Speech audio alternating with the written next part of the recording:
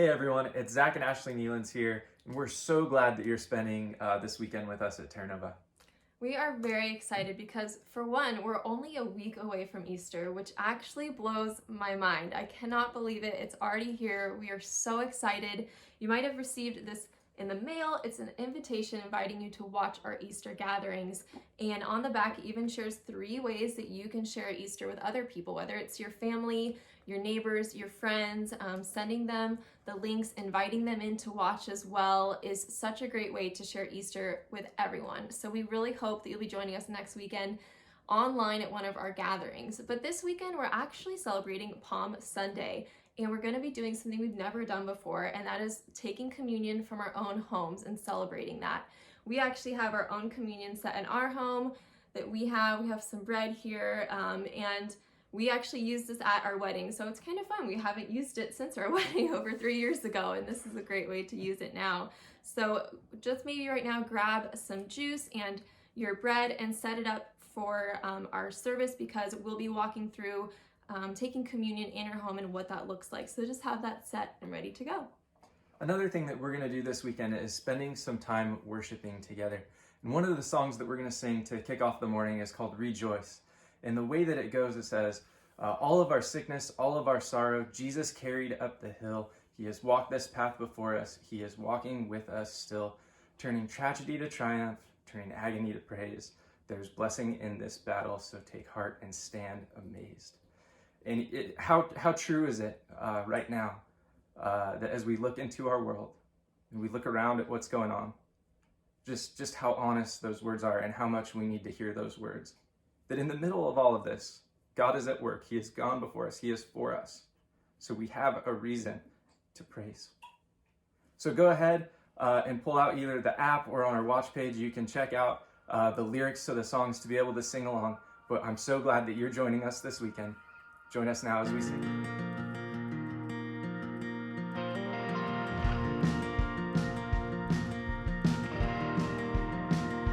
So come and stand before your Maker, full of wonder, full of fear. Come behold his power and glory, yet with confidence draw near. For the one who holds the heavens and commands the stars above is the God who bends to bless us with an unrelenting love. Rejoice! Come and lift your hands and raise your voice. He is worthy of all praise. Rejoice! Sing the mercies of your King and be trembling. Rejoice! Are children of the promise, the beloved of the Lord, one with everlasting kindness, bought with sacrificial blood, bringing reconciliation to a world that longs to know the affections of a Father who will never let them go. Rejoice! Come and lift your hands and raise your voice. He is worthy of all praise. Rejoice! Sing the mercies of your King, and with trembling rejoice. For all our sickness, all our sorrow, Jesus carried up the hill. He has walked this path before us, and he's walking with us still. Turning tragedy to triumph, turning agony to praise. There is blessing in the battle, so take heart and stand amazed. Rejoice! When you cry to hear me, hears your voice. He will wipe away your tears. Rejoice! In the midst of suffering, he will help you sing. Rejoice! Come and lift your hands and raise your voice. Always worthy of all praise. Rejoice! Sing the mercies of your King, and the trembling rejoice.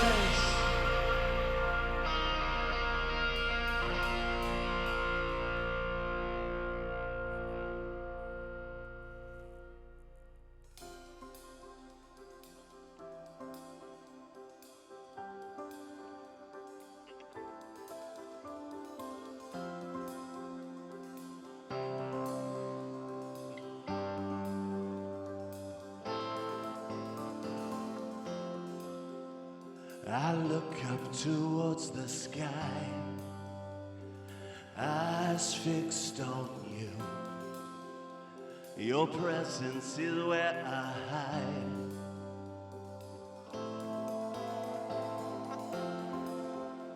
And above every fear I rise, eyes fixed on you. And you'll never leave my side. Fire or flood, through wind and the waves, I'll follow your voice through the darkest of days. Whatever may come, you'll carry me through. Oh, you are the one I choose. Eyes fixed on you. Eyes fixed on you.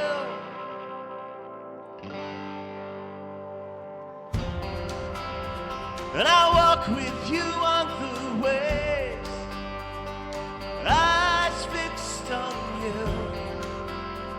You're with me, I know I'm safe.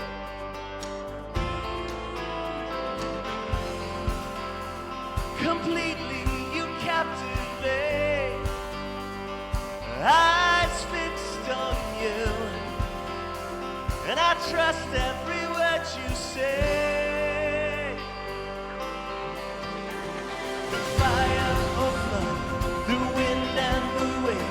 I'll follow your voice through the darkest of days. Whatever may come, you'll carry me through. Oh, you are the one I choose. Eyes fixed on you.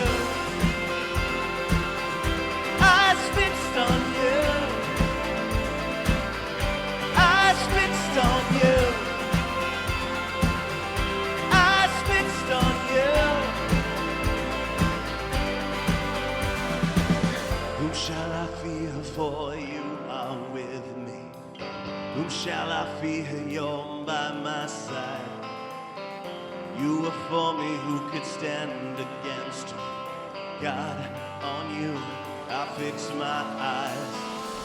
Whom shall I fear, for you are with me? Whom shall I fear, you're by my side? You were for me, who could stand against me? God, I fix my eyes. Through fire or flood, through wind and the waves, I'll follow your voice through the darkest of days. Whatever may come, you'll carry me through. Oh, you are the one I choose. Eyes fixed on you. Eyes fixed on you. Eyes fixed on you. Only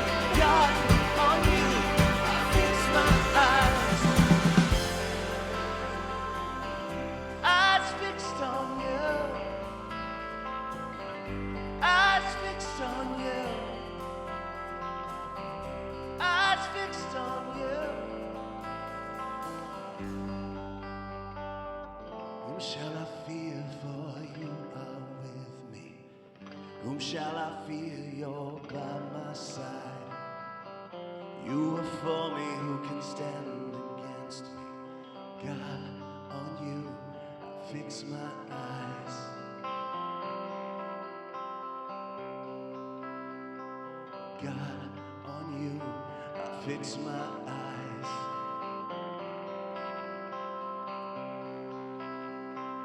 God, on you I fix my eyes. And we're so grateful that in these moments of uncertainty that we can put our trust fully in you, God. And when we trust fully in you, we have no one or nothing to fear. We thank you that you have never left us. You've never given up on us, God. You have remained faithful. You have remained trustworthy. You have remained a good, good Father to us. We thank you so much for that.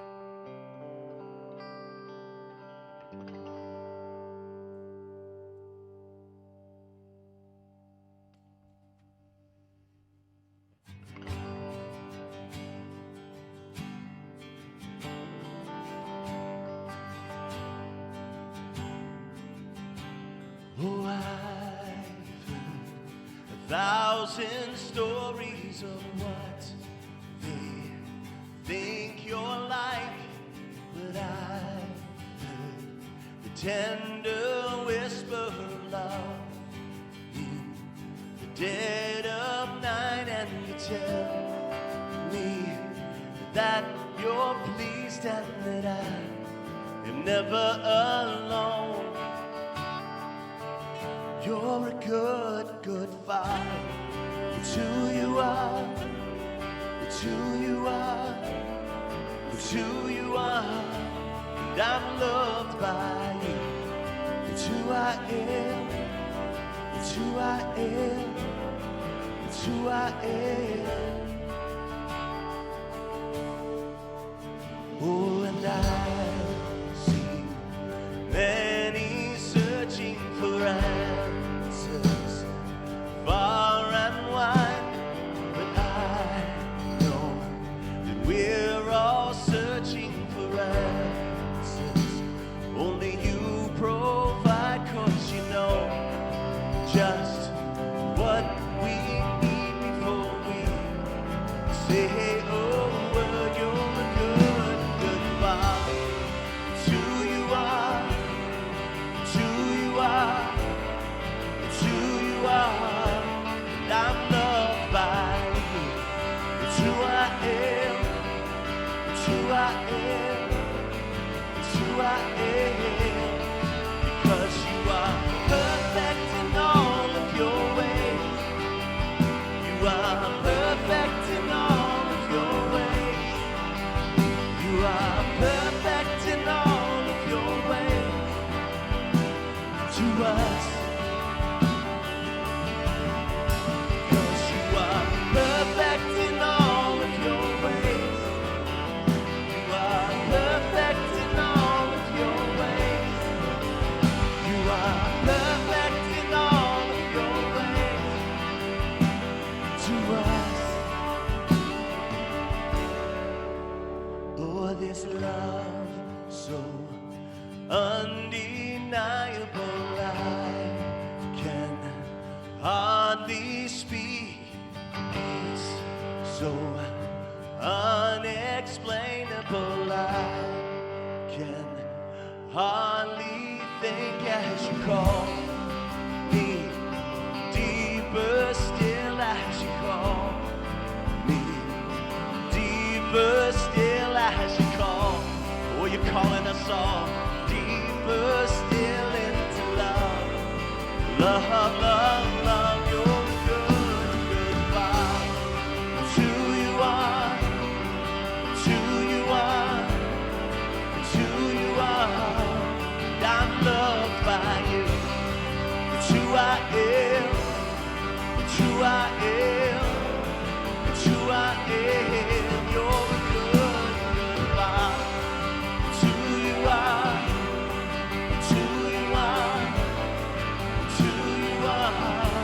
And I'm loved by you. It's who I am. It's who I am. It's who I am. You're a good, good Father. It's who you are. It's who you are. It's who you are. And I'm loved by you. It's who I am. It's who I am. It's who I am. Thank you, guys.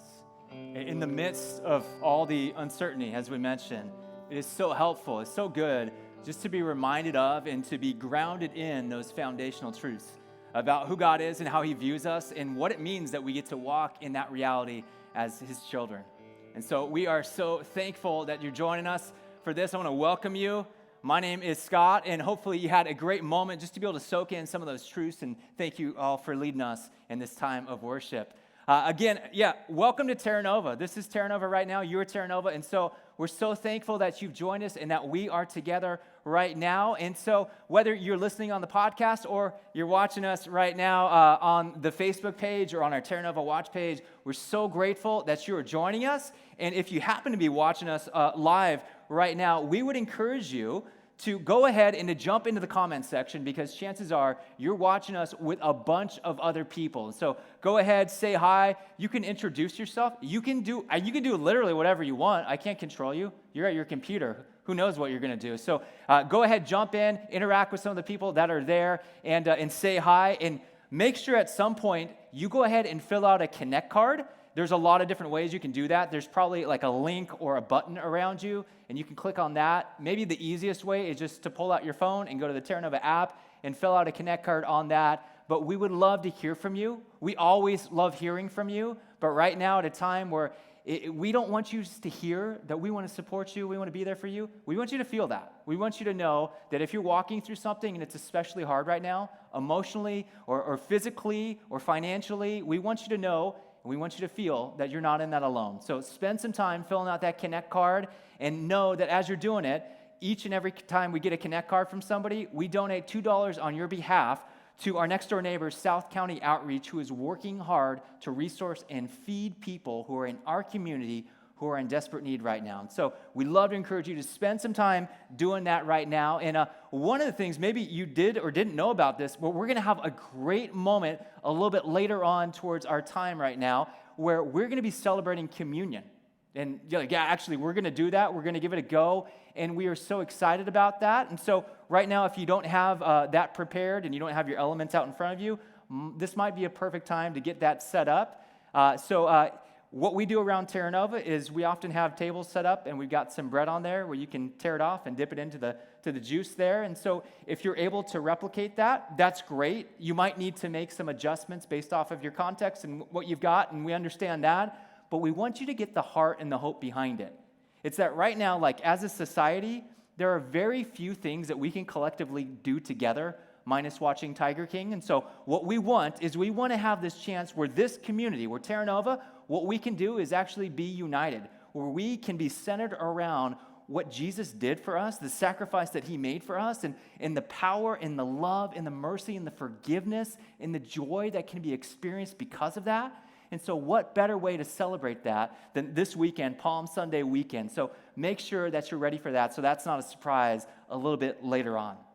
As I mentioned, it is Palm Sunday weekend, which is wild. It means Easter is one weekend away, which is just nuts. Some of you don't know what month it is. You don't know why you have pants on right now, but you do. Thank you for that. Well, we are just so excited for Easter, but full disclosure about something.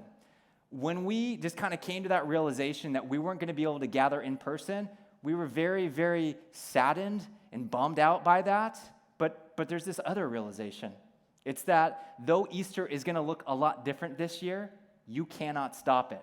There is no stopping the hope that is going to still be there for us. There's no stopping the joy that exists. There's no stopping the redemption that is available for us. There is no stopping Easter. There was no stopping it when it happened that first Sunday morning, and there won't be any stopping Easter now. And so we are just looking forward to the ways where we will be able to walk in the reality of that message and what Easter means for us always, and especially this year. So make sure that you're joining us as we get to celebrate next weekend. I don't know what else you would be doing. I mean, you better be staying at home, right? So join in with us, watch, participate in that. But one of the realizations that we have is that we don't want just you to to receive that message for yourself and go, cool, I'm good with it. It should stop here. But there are some other great ways where you can pass along or share Easter with some other people. And so as we're thinking about that, we've got a few different ways we want to encourage you is maybe right now you are on social media quite a bit. And so you can just kind of, hey, there are some links that I want to pass along to some friends or to some family members, and I'm going to text them. I'm going to encourage them, go, hey, I'm going to be watching this next week. Would you do this with me? If you haven't seen this, there's an opportunity for you to create watch parties on Facebook where you can just go, hey, I'm going to watch, Terra Nova, and I'm going to watch it live, but I'm going to have my little small group of people who I've invited, and we're doing this together. And so maybe that's some friends or some family members or some neighbors or some people that you're doing that with.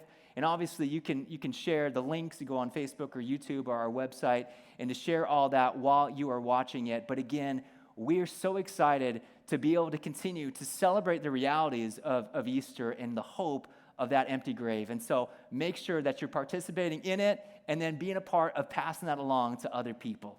But again, so bummed that we can't be in person right now, but so grateful that you are joining in with us right now. And with that, we are going to jump into the series finale of Bystander. Hey, Terra Nova, Lyle here. And let's all take a moment to exhale because we got through last month. Whew. Man, for sure. March of 2020 will be a month that none of us will ever forget. It's really a month that's changed the world. And some of you know that I spent a full half of it with a team on the other side of the globe in Southeast Asia. We left on a Monday, March 9th, and everything was pretty normal when we departed, but we came back knowing that we need to be quarantined for 14 days. But that just meant that we'd be like everyone else doing the shelter-in-place thing. But our trip, totally worth it, as we focused on bringing Jesus to a certain island there. Our hope was to share Jesus with Muslim people because we believe that they should hear the good news of Jesus too. And many of you were praying for our small Terra Nova team, and your prayers, I think, were answered in many ways with many people that we got to pray over and share with. One such person is a guy we'll call Henry. You'd love Henry. Super likable guy, lives with his parents in a fishing village, kind of humble place, but make no mistake, Henry's a super smart guy, and he knew English well. No need for us to have an interpreter. And I got to connect with Henry over 2 straight days. All the time I prayed for a moment to share, to talk about faith and God and belief. And that moment came during a car ride. It's where we talked together about what each of us believed, him being a Muslim person and me being a Jesus follower. And it was pleasant at times, it was tense at other times, but I left him with this. I said, Henry, the better question is not what we believe, but why. The next day, Henry was with us at the beach, and surfing was the activity for the day. Oh yeah, the surf was awesome. So as some of our team grabbed their boards and hit the water, I held back, looking for an opportunity to share with Henry yet again. So my buddy Justin, gearing up for a surf, actually saw the moment and pointed his GoPro in our direction. And so I said, Henry, come here. I've got 10 rocks. I need to tell you the story of these 10 rocks. I think that got him curious.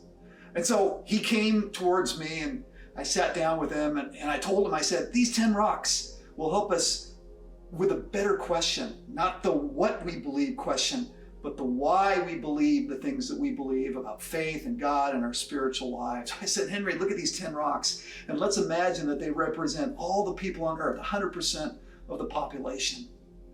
I said, take a look at 6 of them, Henry. Henry, they have an answer, these 6, to why they believe what they believe. See, 60% would say it's because I was raised this way. It was my family upbringing. Everyone around me believed the same thing too, 60%. And maybe you're watching today and that would be your answer too, or perhaps it was when you were a kid, but then you went off to college and found out that your reason for faith did not hold up as you were challenged by professors or maybe your peers. But then here's the next 3 rocks. Here's their answer as to the why. I said, Henry, 30% would say it's because of an experience that I had, a powerful experience. Maybe it had to do with prayer, or maybe a dream or a vision, or maybe a physical reaction, a burning in your chest, maybe a burning in your bosom, you would call it, that confirmed that what you believe was true. But then you discovered in this big wide world of ours that many people who believe the opposite than you, well, they have their experiences too. Finally, there's this last rock. I said, Henry, it's the smallest percentage of people, 10% of the people say, this is why I believe what I believe. They would say it's because of the evidence.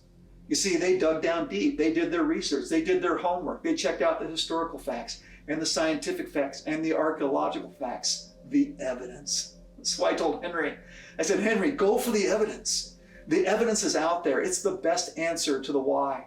So when it comes to Jesus, I said, Henry, would you be open enough and curious enough to find out for yourself, to see if there's any evidence that would help you make a decision about Jesus? Now, could it be that the writer John had anticipated our need for evidence as we consider Jesus? So in John's biography of Jesus' life, the Gospel of John, he's careful to report signs that really serve as the evidence that confirms who Jesus is and this new way of living through him.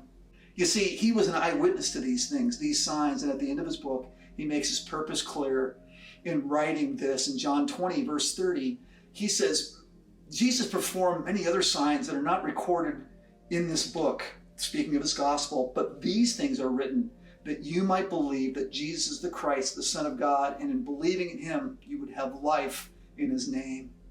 And so what I told Henry is what John seems to be telling us, to go for the evidence. And so he lays it out for us, the evidence, these signs, and we've looked at 5 of them so far. And these 5, though powerful, could be written off by some.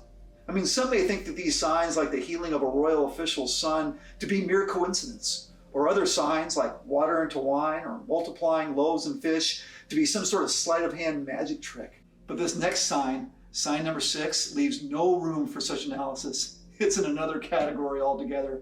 It might be the most compelling evidence of all. We'll check it out together now in part 7 of Bystander.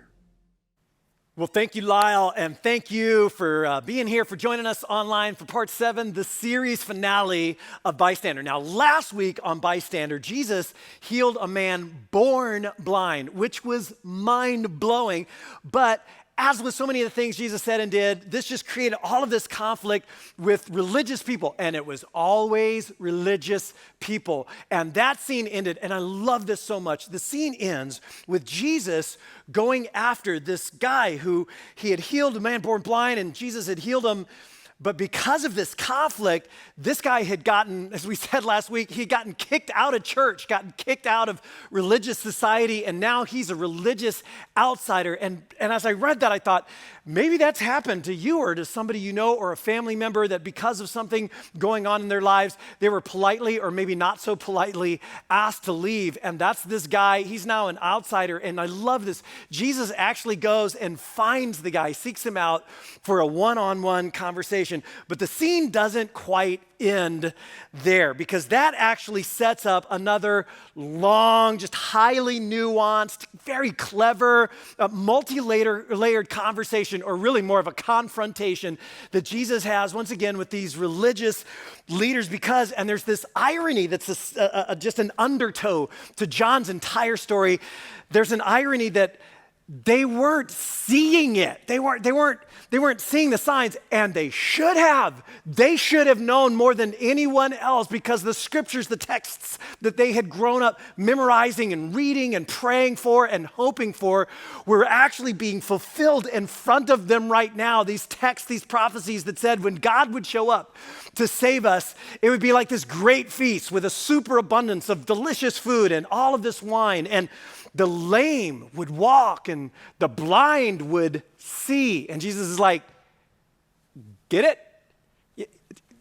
Do you get it? Are you connecting the dots? And they weren't. And again, particularly in this part of John's story, he says, you should see by the works I am doing, that should show you who I am. But they didn't. And this time the conflict reaches a new low. And John says in chapter 10, verse 31, that they actually picked up stones to kill him. But Jesus escaped. He leaves the region of Jerusalem. And then John says, then Jesus went back across the Jordan to the place where John, meaning John the Baptist, had been baptizing in the early days. And John takes us back to the beginning of the whole story, the whole experience. And there Jesus stayed, and many people came out to him, and they said, though John, speaking of John the Baptist, never performed a sign, everything he said about this man really is true. And in that place, many believed in Jesus. And this is where we pick up the story today, the sixth sign. Now, a man named Lazarus was sick. And he was from Bethany, and Bethany is a suburb of Jerusalem. It's just outside the city, a couple of miles. And John goes on to say he was the brother of Martha and Mary. And then he's like, well, you know Mary, right? Mary's the one who poured perfume on the Lord and wiped his feet with her hair. And John's assuming that people have heard that story, that you've heard that story, you know who he's talking about. But his point is, these people are not strangers. They are friends. They're close friends. They're followers of Jesus. And so the two sisters send word, and it's about a day's journey away from where they live to where Jesus is. They're in Bethany, and Jesus is in this place on the other side of the Jordan. And they send a messenger about a day's journey away, and the message is really simple. The one you love is sick. That's the whole message. And you'll notice they didn't really ask Jesus to do anything. They just kind of expect him to. You ever done that? Have you ever expected something but didn't really ask for it because you didn't think you had to? It's kind of like, well, if they knew and they cared, then they would do. So, like, why would I have to ask? And they just say, hey, Lord, just so you know, the one you love is sick. And Jesus responds when he heard this, well, this sickness won't end in death. In fact, it is for God's glory, so that God's Son may be glorified through it. And in John, this is kind of important to know, glory is actually an important word. And throughout John's story of Jesus' life, the glory of God is the character of God. It's like the emanation of the manifestation of who he really is, his character. And for John, God's glory is his goodness. It's his goodness, it's his faithfulness, it's his devoted, relentless love for you and for me and for the entire human race, for the world. And John, in other words, Jesus is saying, here's how this will result. It's going to result in you knowing and understanding God more fully and his character and who he is and how he really feels about you, and in understanding his Son and who I really am more fully through this. And then Jesus does something that's just weird. He actually just waits. And John says, now Jesus loved Martha and her sister and Lazarus, really loved them. So when he heard that Lazarus was sick, well, of course, he stayed where he was 2 more days. And Jesus does something that creates all of this tension in the story, that though he really loves them and cares about them, he waits 2 days. And then he says to his disciples, all right, let's go back to Judea where Jerusalem is. And his disciples state the obvious. They're like, Rabbi, excuse me, I'm sorry. Were you not reading last chapter or just right at the end of the chapter? They were trying to kill you just a short while ago.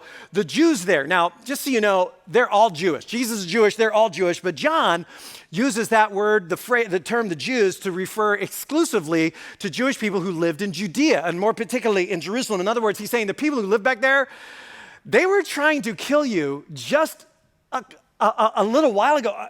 You're wanting to go back? Like, are you forgetting something? And Jesus went on to tell him, well, see, our friend Lazarus, he's fallen asleep, and I'm just going to go wake him up. I'm going to go wake him up. And Jesus does this again and again. He refers to death as like sleep and waking people up. And of course, he's speaking metaphorically, but I don't think personally he's speaking euphemistically. I don't think he's trying to dance around a difficult subject. I think it's just that Jesus actually sees death differently. He just sees it differently than you or I see it. And to Jesus, death is no more final and no more to be feared than falling asleep and waking up. He's sleeping, I'm going to go wake him up. And the disciples reply, well, Lord, if he sleeps, he'll get better. You ever try to give God medical advice?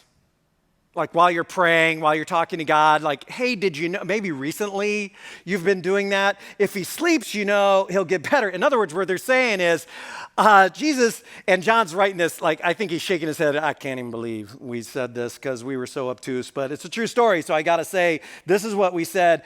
And what they're saying is, hey, Jesus, don't you think maybe we should stay here and we should let him sleep? We should stay here and let him sleep because if he sleeps, he will get better and we won't get dead, which is also better. So maybe we should just stay here and let Lazarus sleep. And Jesus smiles and shakes his head and now speaks plainly. Guys, Lazarus is dead. But for your sake, I am glad. For your sake, I'm kind of glad this happened.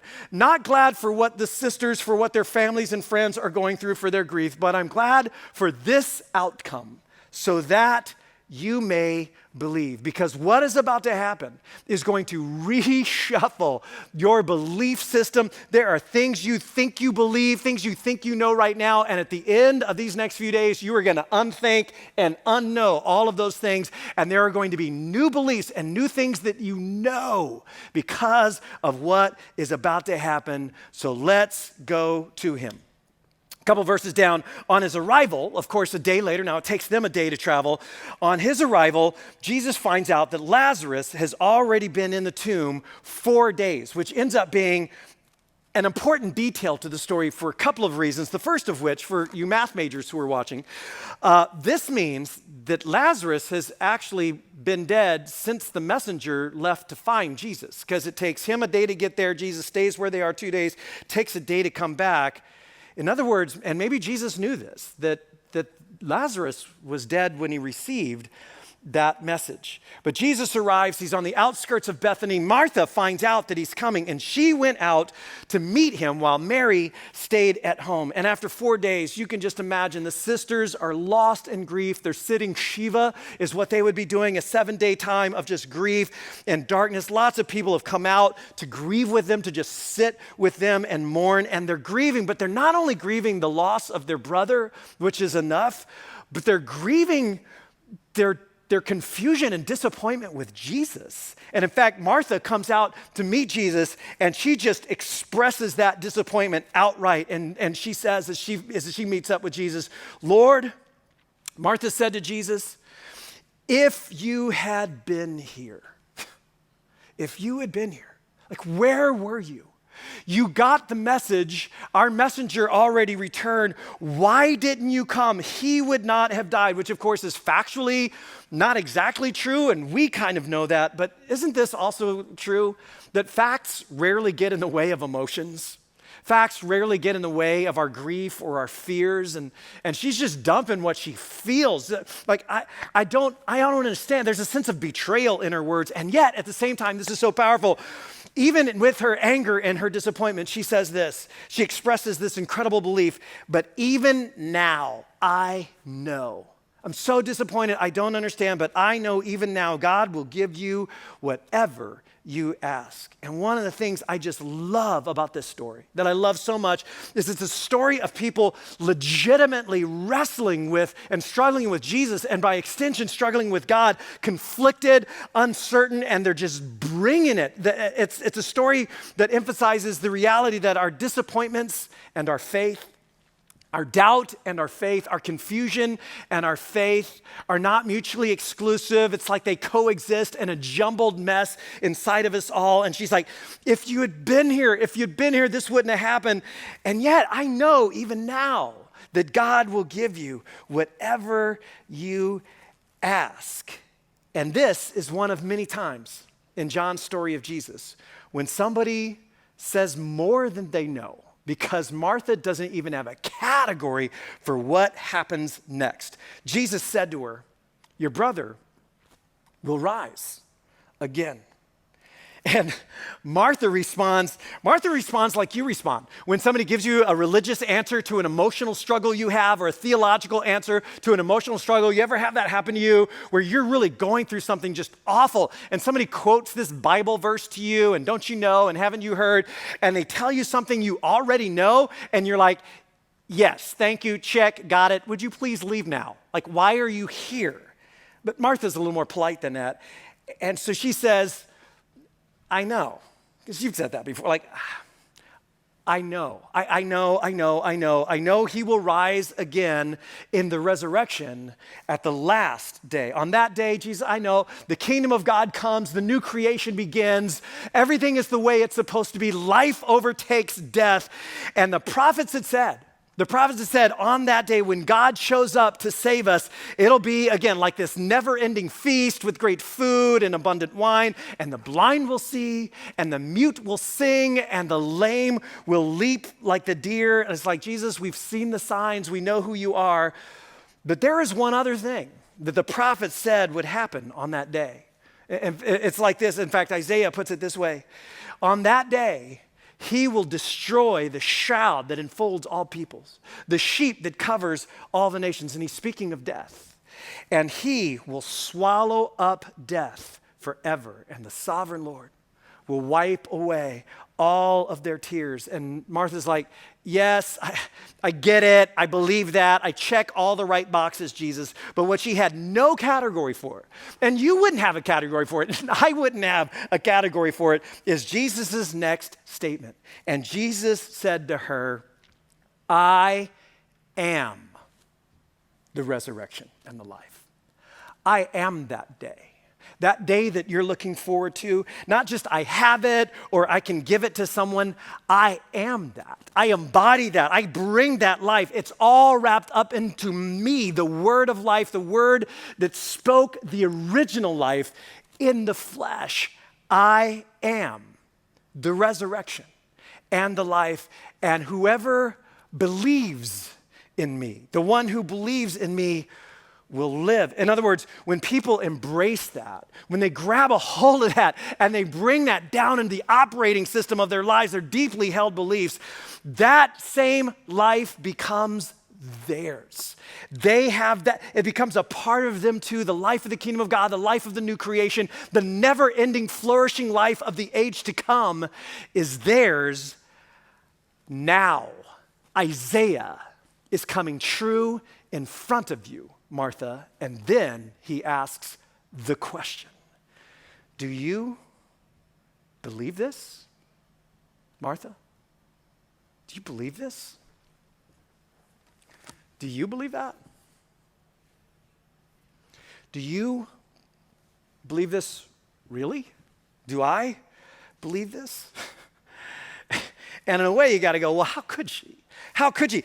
From her vantage point in the story, she has no category for what Jesus just said. And so she replies with the categories, the only categories that she does have. And she says, well, yes, Lord, I believe that you are the Messiah and that you are the unique Son of God who has come into the world. And I mean, I don't know about what you just said. I don't even know really what that means. But as we said last week, Martha knows she doesn't have to understand everything to know something. And she says, I know you, and I know who you are, and I believe in you. So with that, Martha goes back home and she tells her sister Mary, hey, the rabbi Jesus is here and he's asking for you. And so Mary gets up, and a large group of people who are mourning with Mary back at their home, they get up and they go to find Jesus on the outskirts of the village. And Mary has a very similar conversation with Jesus where she just kind of unloads her disappointment and her confusion and her grief on Jesus. And John says, when Jesus saw her weeping, as she's just weeping and convulsing, and she's got all of this emotion, this angst, and this disappointment, and not just her, but all of the people who'd come with her, and they're weeping too. John says he was deeply moved in spirit and troubled. In other words, he was just wrecked by all of that. Where have you laid him? Where have you laid him? He asked. Come and see, Lord, they replied. And then John captures the scene with the simplest of words. Jesus wept. Jesus just begins to weep. And the fact that, this is so important to know, the fact that he has such a bigger perspective, such a better perspective, such a different perspective on what they're going through and on what we're going through right now, on the fact that he has such a different perspective on what you're experiencing in your life right now does not keep him for a moment from entering in to their emotion or from entering into your emotion or mine, and he feels it right along with them. And I believe it's moments like these in Jesus' life that later led Peter to write, cast all your cares on him. Just cast your cares, cast your anxiety, cast your worry, cast your fears, cast your pain. Just throw it on Jesus because he cares for you. And Peter would say, I know he cares for you because I saw it.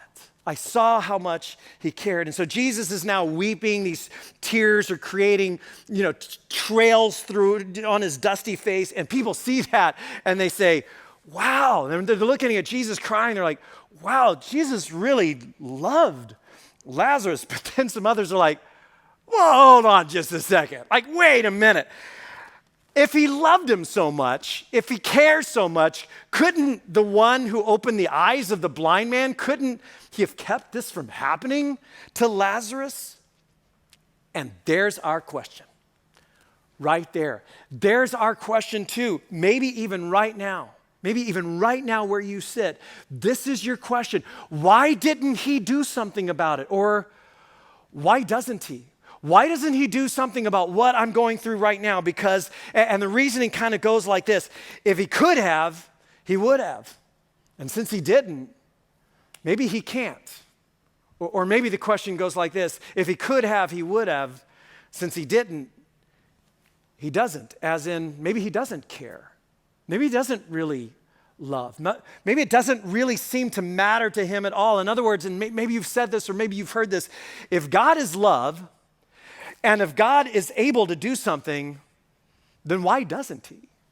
Why doesn't he do something about what's going on in the world right now? If he is love and he is able, then why doesn't he do something? So either he's not love or he's not able. And meanwhile, as they're debating about whether Jesus cares or whether Jesus could, Jesus is weeping. He's weeping, and Jesus, once more deeply moved, comes to the tomb, and it's a cave. John says, you know what they look like. It's a cave with a stone that's been dropped down in front of the entrance, and Jesus says, take away the stone. Take it away. And the crowd of mourners gasp. I mean, the insensitivity of this. Can you imagine your brother's funeral? Open up the grave, take away this. And Mary and Martha just stare at him in disbelief like, I'm sorry, what? Jesus, you want to say your goodbyes now? Like this? But Lord, Martha says, the sister of a dead man, just John's wondering if you lost the cast of characters. But Lord, by this time, Jesus, you're late. You're late. It's been 4 days. It's been 4 days and he's decomposing now. We know what happens to a body after 4 days. It's over. It's hopeless. We've said our goodbyes. And then Jesus said, did I not tell you that if you believe, you will see? And there's that word again. There's that word that keeps coming up. If you believe is like, okay, wait a minute, hold on. I thought Martha said she did believe. I mean, didn't she just say that a few moments ago in the conversation? So does she believe or does she not believe? And the answer is yes. Exactly, because that's where we all live. This conflicted jumble of a mess of things we believe and things we hope and things we're not sure about and things we struggle with. And isn't this true? I think you know this is true. It is one thing to say, I believe, and it is another thing entirely to roll away the stone. It's like, oh, wait, you mean like actually believe, like that you're going to do something now after 4 days? And like Martha, as I read this story, I just got to confess, I frequently believe separate and conflicting things. I do it all the time. I believe and I doubt. I'm sure and I wonder. I hope and I get so disheartened and so discouraged and at times disillusioned. I trust God and I try to control things I can't. I believe and I don't believe. So which one is it? And the answer is yes, exactly. Exactly. Like Martha, I'm this mess of things I hope and believe and struggle with. And what Jesus seems to be inviting Martha to do right here, and what I think this story invites you to do, what it invites me to do, is Jesus seems to be inviting Martha to act on what she does believe. There's things she believes and things she's not sure about and doesn't believe, but he's inviting her, when he says, if you believe, what he really means is, if you act upon, if you really believe, if you act upon, then you will see. And he's inviting us to actually live into those parts of us that have hope, that have faith, that have belief, to walk into that little bit of light that we have. And he's saying, if you will act on that, if you will move towards that, if you will live into what you believe about me, then you will see the glory of God. Then you will grow to know and understand God as you have not before. And so, they took away the stone. And I'm not sure I would have, and I don't know if you would have, but they did. A couple big guys get up under this 300, 400-pound stone, and they move it out of the way. And then Jesus looked up and he said, Father, I thank you that you have heard me. In fact, I know that you always hear me, but I said this for the benefit of the people standing here. And Jesus acknowledges outright that he's actually praying this prayer very loudly in front of everybody. It's actually more for their benefit than for his, because see, again and again throughout this story, if you've been following along, Jesus' connection with his Father has been questioned. It's like, yeah, you do amazing things. Okay, we'll give you that. You made the lame to walk. You made the blind to see, but we don't really think that that's God.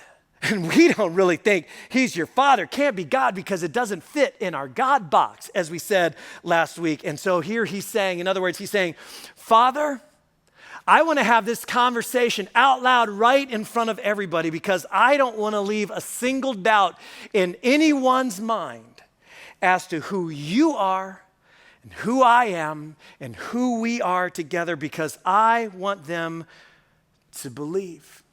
I want them to believe that you sent me, not in spite of the evidence, but because of it. And when he said this, Jesus called out in a loud voice, Lazarus, come out. And Martha and Mary stand silent. And the crowd stops their wailing, all eyes fixed on a dark hole as the author of life. The word of life, the resurrection and the life, stands toe to toe with a tomb and demands that death release his friend. And nobody moves. And nobody breathes except Lazarus. And inside the grave, there's a grunt or two, there's a moan, there's a sound of shuffling feet, and in a moment, there's a mummy standing in front of the opening of a tomb, and the dead man came out, his hands and feet still wrapped with strips of linen, a cloth over his face, and Jesus said to them, take off those grave clothes and let him go. And do you know why Jesus had to tell them to take off the grave clothes and let him go? Because nobody was moving. Nobody was moving towards Lazarus at all. It's like everybody's just frozen, like, no, are you kidding me? Like, no way. And Jesus is like, would somebody go help a brother out? Like, take those grave clothes off of him and let him go. And John ends the story saying, therefore, and this is the understatement of the story, many of the Jews, those who had come to be with Mary from Jerusalem and had seen what Jesus did, they believed in him. And I bet they did. I bet they did, not in spite of the evidence, but actually precisely because of it, because the evidence was so overwhelming and the word of this rippled out, and everyone in Jerusalem heard that this had happened because Lazarus and his sisters were fairly well known. And with this event, Jesus sets off a chain of events, a series of dominoes that would soon lead to his own death. And John goes on to tell us, as word of this got out, this right here, this was the last straw. And the wheels were finally and officially set in motion to kill Jesus. And weeks later, it would be his body, wrapped in the same way, slid lifeless into the dark hole of a grave, a heavy stone dropped in front to seal it.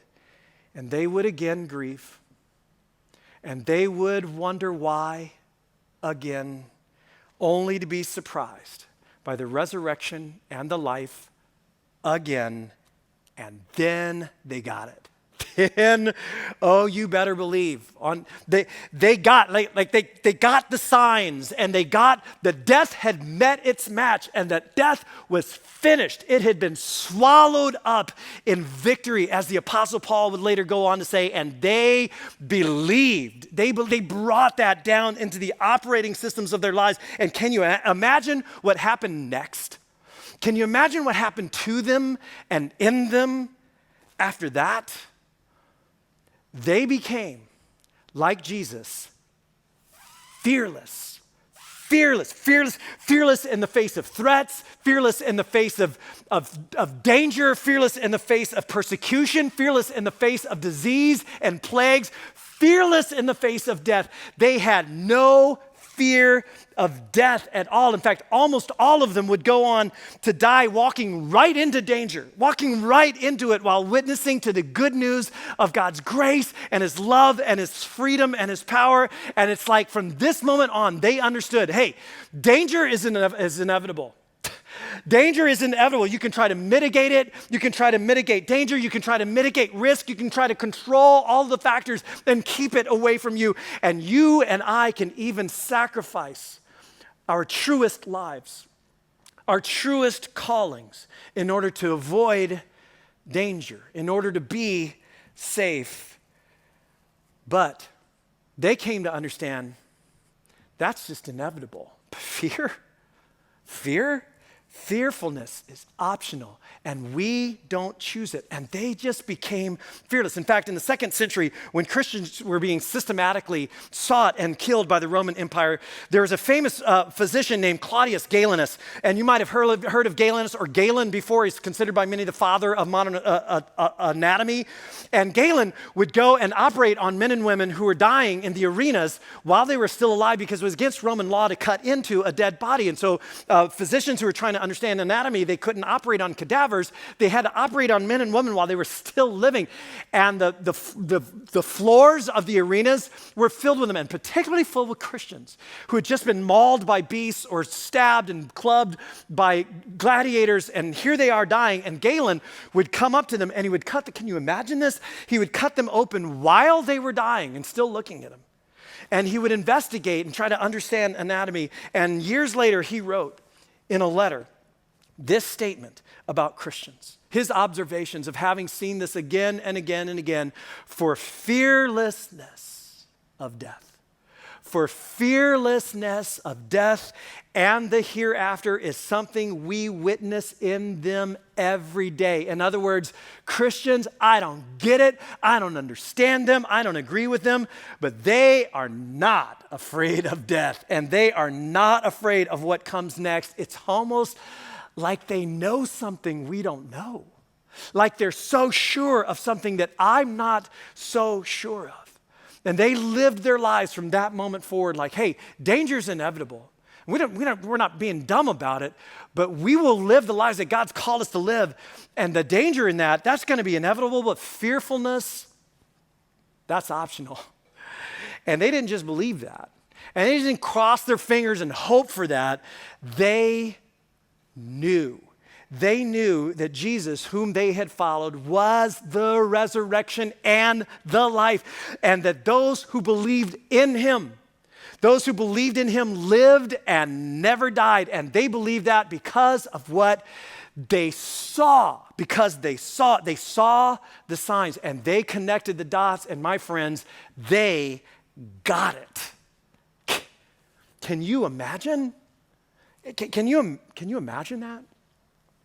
Can you imagine being fearless? Do you want to be fearless? Do you, in the words Jesus asked Martha, believe this?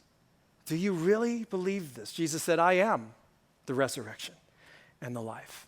I am that day, all wrapped up in me, and the one who believes in me, who puts their trust in me, will live. That same life becomes theirs right now, even though they die. And whoever lives that way by believing in me will never die. Do you believe this? Do you believe this? So, as we head into Holy Week, which is the week that Christians have often referred to as holy because it lands between Palm Sunday and Easter, today, as part of our gathering, we're going to celebrate that life, and we're going to celebrate it by remembering Christ's death and resurrection that really kicked open the door to that life. And earlier, Ashley and Zach and then Scott told you that we were going to be celebrating this, and to get around you some bread and some juice. And the bread represents Christ's body. In fact, we're told that on the night that Jesus was betrayed, he took bread, and after he gave thanks, he broke it, and he said, "This is my body. This is my body which is for you."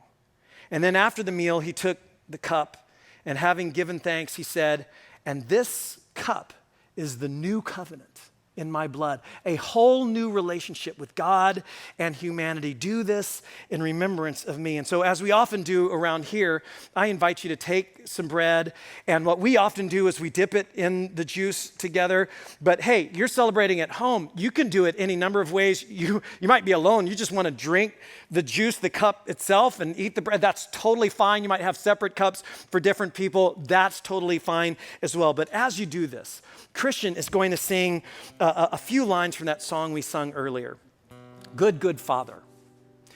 And there's this line in the song that says, "I know who you are. You're my Father and you're good, and I know who I am. I am loved by you." John could not have made it clearer for us that God so loved the world that he gave his only Son, that those who place their trust in him, those who believe in him, have life. And so I want to invite you, as you sing along today, to maybe just remind yourself or assure yourself that you are loved. You are loved by God. And in this moment, would you just take this moment, and maybe it can only be for a moment, to release all your fear, all your panic, all your anxiety, all your worry, all your efforts to control everything, to mitigate danger, to keep yourself just so eliminated from anything, and you're just so worried about that and what might happen. And would you just release that for just this moment as you receive this, as you take this inside, and maybe for the first time in your life? Or maybe you've prayed a prayer like this sometime before, and you've gone your separate ways from God, and you know that, but you're in this moment, and this is your moment to say yes to following Jesus, to believing in him. And I want to lead you in a prayer, and I want to invite you to pray it with me, to just say this: "Jesus, I trust you." Go ahead and tell him that. "Jesus, I trust you. I believe in you. I put my trust, I put my faith in you." Jesus, tell him that right now. "I trust you with my life. I trust you with my future. I trust you with my eternal future. And I ask you, would you make this request of him right now? Fill me with your life.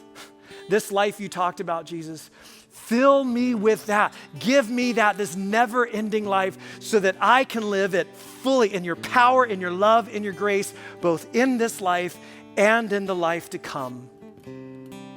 Amen."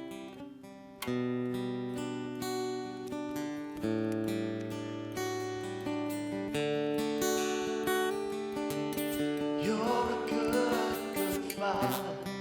It's who you are. It's who you are. It's who you are. And I'm loved by you. It's who I am. It's who I am. It's who I am. You're a good, good father. It's who you are. It's who you are. It's who you are. And I'm loved by you. It's who I am. It's who I am.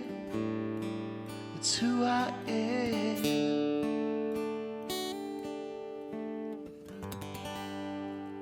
So, Jesus effectively signs his own death warrant. Because this was such a vivid sign done right beneath the very noses of the Jewish elite religious establishment just a couple of miles away in the city of Jerusalem, who already wanted him dead and out of the way, that sealed it. And they decided that very day to not only find a way to kill Jesus, but I mean, how's this for willful blindness? They decided to not just kill Jesus, but to kill Lazarus again, in order to squash this movement and put an end to it. And so, with his death warrant signed, as the city of Jerusalem surged a few weeks later with patriots celebrating their Independence Day, Passover, Jesus climbs aboard a donkey, knowing full well the direct allusion to Zechariah's famous prophecy that here comes your king, Jerusalem, humble and riding on a donkey. And Jesus rides right into Jerusalem. Right into Jerusalem on a day we call Palm Sunday, right down Main Street, fearless into the face of danger as the crowds just go wild, and they are certain that he has come to deliver them as Moses had the first time, but no one expected what happened next. It's the seventh and the final sign. Do not miss next weekend and our celebration of Easter. Tell everyone you know. Thanks again for joining us today. If you haven't already filled out that Connect card, please do so. We're giving $2 for each one of the cards we get to our next door neighbors, South County Outreach, and they're really appreciating the partnership that we have right now through this season. Tell us how you're doing. Tell us how we can be praying for you. And by the way, as you're watching, and so many of you have been doing this would be a great time for you to give. Speaking of how we're helping our neighbors, during this season, we're just trying to be as much of a blessing as we can to the community around us, to the businesses around us, and to the people who are part of our community. And there are three ways that you can give. Of course, you can use the Terra Nova app. That's maybe the easiest way. You can give online on our website. If you're watching on our watch page, there's a link there. There's a link at the top of the page. And of course, you can mail any checks in as well. And during the course of the week, please don't stay isolated. Please find ways that you can connect with other people. And there are number of ways that you can be connected this week. You can be tuning in on those Love Leans In episodes, and of course, you can be praying with us on the weekdays during our virtual prayer gathering. And if you don't have a life group, if you have a life group, connect with it. If you don't have it, one will be appointed to you by a court of law. No, I'm just kidding. If you ask for one, we will try to figure out a way to get you in touch with a life group that's having virtual meetings right now. Thank you again for being here. May God bless you, and may you this week be fearless as you follow Jesus, the resurrection and the life. Thanks again for being here.